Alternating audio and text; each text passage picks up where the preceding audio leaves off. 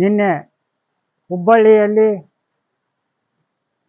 ನೇಹಾ ಹಿರೇಮಠ ಅವರ ಎರೆಯಲ್ಲಿ ಅಂಜಲಿ ಅನ್ನೋ ಯುವತಿ ಇವತ್ತು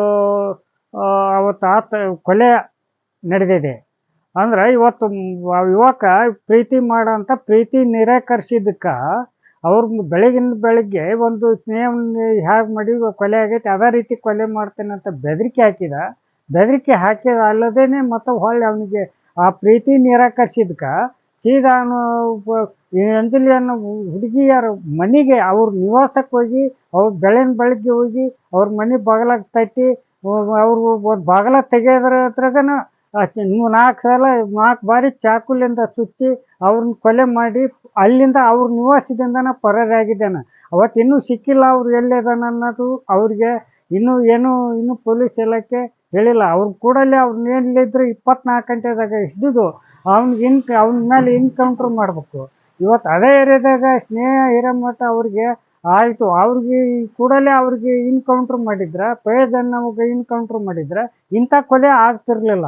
ಇವತ್ತು ಇದು ಮೇಲಿಂದ ಮೇಲೆ ಎನ್ಕೌಂಟ್ರ್ ಮಾಡಲಾರ್ದಕ್ಕೆ ಸರ್ಕಾರ ಇದ್ರ ಮೇಲೆ ಒಂದು ನಿರ್ಲಕ್ಷ್ಯ ವಹಿಸಿದಕ್ಕೆ ಅಲ್ಲಿ ಹುಬ್ಬಳ್ಳಿಯ ಅಧಿಕಾರಿಗಳು ಪೊಲೀಸ್ ಇಲಾಖೆ ಅದನ್ನ ನಿರ್ಲಕ್ಷ್ಯ ವಹಿಸಿದಕ್ಕೆ ಇವತ್ತು ಗೃಹ ಸಚಿವರು ಗೃಹ ಇಲಾಖೆ ಒಂದು ನಿರ್ಲಕ್ಷ್ಯದಿಂದ ಈ ರೀತಿ ಘಟನೆ ಮೇಲಿಂದ ಮೇಲೆ ನಡೆಯುತ್ತದೆ.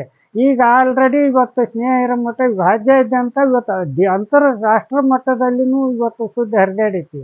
ಇವತ್ತು ಇದು ಕೂಡ ಇನ್ನೂ 1 ತಿಂಗಳು ಕಾಲ ಕಳೆದಿಲ್ಲ, ಅವರು ಸುದ್ದಿ ಮಾಡಿಸಿಲ್ಲ. ಅಂಥದ್ದು ಇವತ್ತು ಅವ್ರನ್ನ ಹೋಗಿ ನಾನು ಮೊನ್ನೆ ಇವತ್ತು ಮೇ 9ಕ್ಕೆ ನಾನು ಹೋಗಿ ಅವ್ರನ್ನ ಮಾತಾಡ್ಸ್ಕೊಂಡು ಬಂದೀನಿ. ಹಿರೇಮಠರು ಅವ್ರ ಮನೆಗೆ ಹೋಗಿ ಭೇಟಿ ಕೊಟ್ಟು ಮಾತಾಡ್ಸಿ ಬಂದೀನಿ. ಅವರೆಲ್ಲ ಅದು ಮಾತಾಡ್ಸಿ ಬಂದು 4 ದಿನ ಆಗಿಲ್ಲ. ಇವರು ಅಂಜಲಿ ಅನ್ನೋ ಇವತ್ತೊಂದು ಕೊಲೆ ಆಗಿದೆ ಅನ್ನೋ ಒಂದು ಸುದ್ದಿ ಇವತ್ತು ಮಾಧ್ಯಮಕ್ಕೆ ಮೂಡಿ ಬಂತು.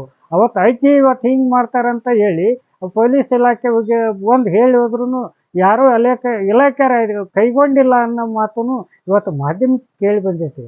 ಆದರೆ ಇವತ್ತು ಸರ್ಕಾರ ಏನು ಮಾಡ್ಬೇಕಂದ್ರೆ ಇಂಥವ್ರನ್ನ ಹುಡುಕಿ ಎನ್ಕೌಂಟ್ರ್ ಮಾಡಿ ಎನ್ಕೌಂಟ್ರ್ ಮಾಡಿಬಿಟ್ನಂದ್ರೆ ಅವ್ರಿಗೆ ಇವತ್ತು ಇಂಥ ಘಟನೆ ಇವತ್ತು ರಾಜ್ಯದಲ್ಲೆಲ್ಲ ಎಲ್ಲ ಕಡೆ ನಡೆಯೋಲ್ಲ.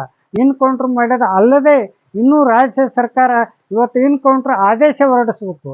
ಇಂಥ ಇವತ್ತು ಮಾಡೋಕೆ ಇದಾಗುತ್ತೆ. ಶಾಲೆಗೆ ಹೋಗೋದಾಗ ಅಡ್ಡಾಡೋದಾಗ ಮನೆಗೆ ಹೋಗಿ ಇವತ್ತು ಒಂದು ಕೊಲೆ ಮಾಡೋಂಥ ಹಂತಕ್ಕೆ ಬಂದೈತೆ ಅಂತ ಹಿಂದೆ ನಮ್ಮ ಬ್ರಿಟಿಷರ ಕಾಲದಾಗ ಇವತ್ತು ಎಲ್ಲಿ ಯಾರನ್ನ ಬೇಕಾದ್ರೂ ಕೊಲೆ ಮಾಡೋಂಥ ಸ್ಥಿತಿ ಇತ್ತು.